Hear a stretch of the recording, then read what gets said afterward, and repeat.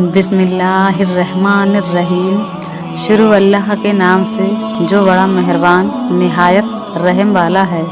محترم عزیز دوستو، آج ہم بات کرنے والے ہیں حضرت موسیٰ علیہ السلام اور ظالم بادشاہ فرعون اور اس کی بیوی حضرت آسیہ کے بارے میں۔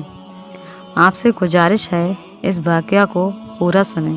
حضرت آسیہ علیہ السلام نے اللہ تعالیٰ سے دعا مانگی، اے میرے پروردگار، میرے لیے جنت میں گھر بنا دے، مجھے فرعون اور اس کے برے کاموں سے بچا لے اور ان ظالموں سے چھٹکارا دلا دے۔ حضرت نوح علیہ السلام کے پوتے مصرام برہام جس علاقے میں آباد ہوئے اس کا نام مصر پڑ گیا۔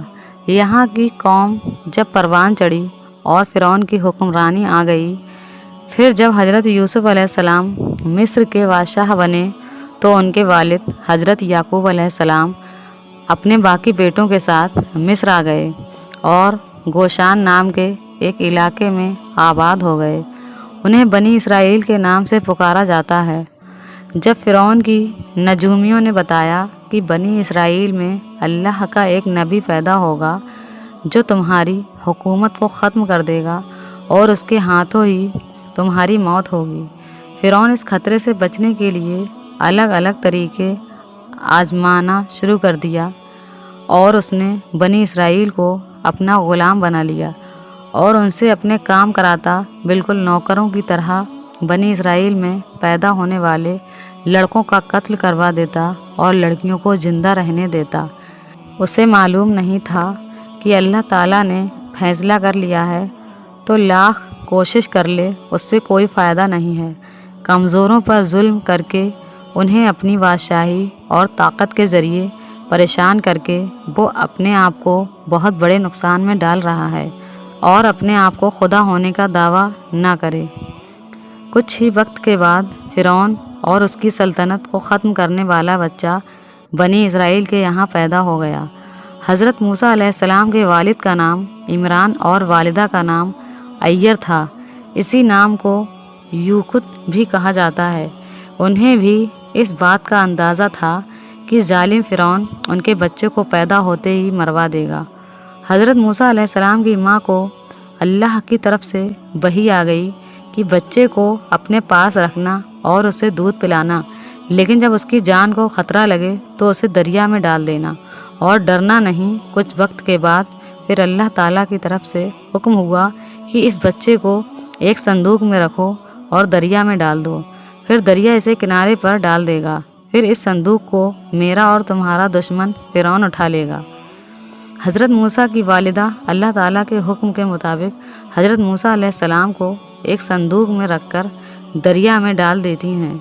جب بچے بالا صندوق دریا میں بہتا ہوا فرعون کے محل کے پاس جا کر پہنچا تو فرعون کی بیٹی اور اس کے غلام صندوق کو دیکھ کر حیران ہو گئے۔ اس کے بعد انہوں نے اس صندوق کو دریا سے نکالا اور ملکہ آسیہ جو فرعون کی بیوی تھی اس کے حوالے کر دیا۔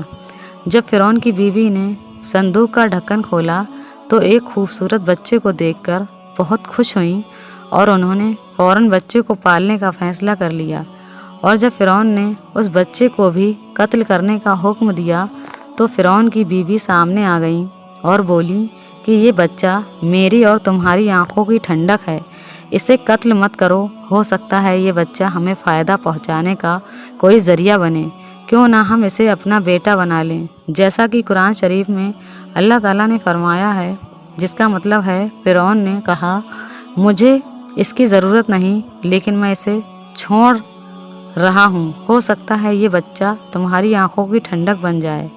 اس طرح اللہ تعالیٰ نے فرعون کے محل میں ہی حضرت موسیٰ علیہ السلام کو پناہ دی۔ اس کے بعد اللہ تعالیٰ کی قدرت نے ایک اور کرشمہ دکھایا۔ حضرت موسیٰ جو کہ ابھی دودھ پیتے بچے تھے، انہوں نے کسی بھی دائی کا دودھ پینے سے انکار کر دیا۔ اللہ تعالیٰ نے فرمایا، ہم نے موسیٰ علیہ السلام پر دائیوں کے دودھ کو حرام کر دیا۔ محل والوں نے ایک ایسی عورت کی تلاش شروع کر دی جس کا دودھ یہ بچہ پینے لگے۔ اتنے میں حضرت موسیٰ علیہ السلام کی بہن سامنے آ گئیں اور بولی، میں تمہیں ایسی عورت کے بارے میں بتاؤں گی جس کا دودھ یہ بچہ ضرور پیے گا۔ اس کے بعد حضرت موسیٰ علیہ السلام کی والدہ کو بلایا گیا وہ آئیں اور حضرت موسیٰ علیہ السلام نے ان کا دودھ نوش کیا۔ اس طرح اللہ تعالیٰ کے حکم سے وہ اپنے ہی بچے حضرت موسیٰ علیہ السلام کی دائی بن گئیں۔ ان کے لیے شاہی چیزوں کے انتظام کر دیے گئے۔ حضرت موسیٰ علیہ السلام فرعون کے محل میں پل کر جوان ہو گئے۔ اللہ تعالیٰ نے انہیں اسلام کا پیغام پہنچانے کا حکم دیا۔ کچھ وقت کے بعد جب حضرت موسیٰ علیہ السلام نے اپنے نبی ہونے کا اعلان کیا، جس کے بعد فرعون حضرت موسیٰ علیہ السلام کا کھلا دشمن بن گیا اور فرعون کے جادوگروں اور اس کے سپاہیوں کو حضرت موسیٰ علیہ السلام نے اپنے عصا یعنی لاٹھی سے شکست دی، تو وہ لوگ فوراً حضرت موسیٰ علیہ السلام پر ایمان لے آئے اور حضرت آسیہ بھی حضرت موسیٰ علیہ السلام پر ایمان لائیں۔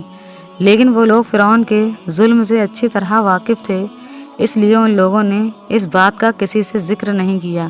ایک دن حضرت آسیہ اپنی بیٹی کو کنگھی کر رہی تھیں اور ان کے منہ سے اللہ کا نام نکل گیا۔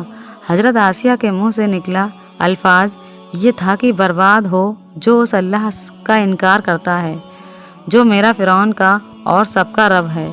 بیٹی بھی پکی کافر تھی، اس نے اپنے باپ فرعون کو یہ بات بتا دی۔ پھر فرعون نے اپنی بیوی پر طرح طرح کے ظلم کرنا شروع کر دیے۔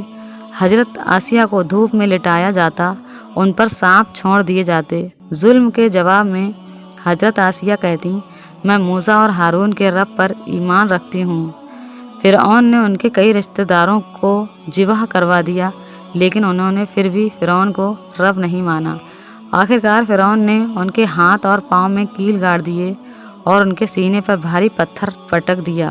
حضرت آسیہ نے اللہ تعالیٰ سے دعا مانگی، اے میرے پروردگار، میرے لیے جنت میں ایک گھر بنا دے اور مجھے فرعون اور اس کے برے عمل سے نجات اور بخشش دلا دے اور مجھے ظالم قوم سے چھٹکارا دلا دے۔ روایت میں ہے کہ حضرت موسیٰ علیہ السلام یہ سب منظر دیکھ رہے تھے اور انہوں نے بھی دعا مانگی کہ اے اللہ رنج اور درد آسیہ سے دور کر دے اور اسے ظالموں سے نجات دلا دے۔ اس کے بعد اللہ تعالیٰ نے فرشتے بھیجے جنہوں نے حضرت آسیہ پر اپنے پروں کا سایہ کیا، پھر انہیں جنت کے محل دکھایا، پھر وہ مسکرائیں اور اللہ نے ان کی روح کو اپنی طرف اٹھا لیا۔